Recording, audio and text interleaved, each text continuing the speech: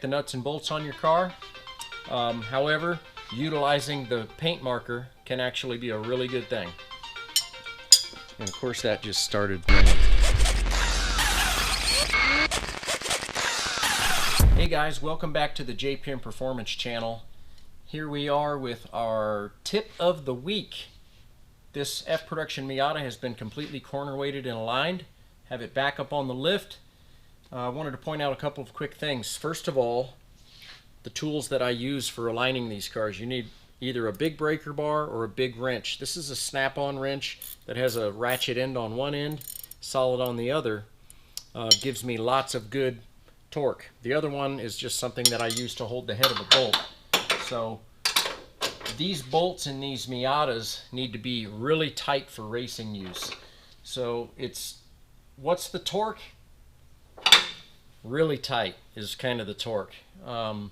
If you're a really strong guy, you could potentially strip the bolt, but you can actually put quite a bit on there. I would say around 100 foot-pounds approximately. The other thing that I wanted to point out was once you have everything tight, one of the things that I like to do is use a paint marker. And what we'll do here is we'll go around and we'll make a mark on the eccentric washer up against the subframe. So what that does is that gives us a really easy visual reference that we can look at when we're at the racetrack. And this way you can see the mark right here. You can see the mark right here. This way it's really simple to be able to take a quick glance and see if something has moved. In between races, I think it's always a great idea to get out your wrenches and start checking stuff.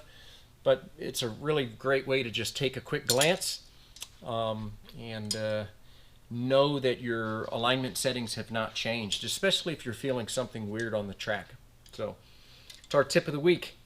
Make sure you like, share, and subscribe. And as always, if you have a comment, feel free. Happy to answer any questions.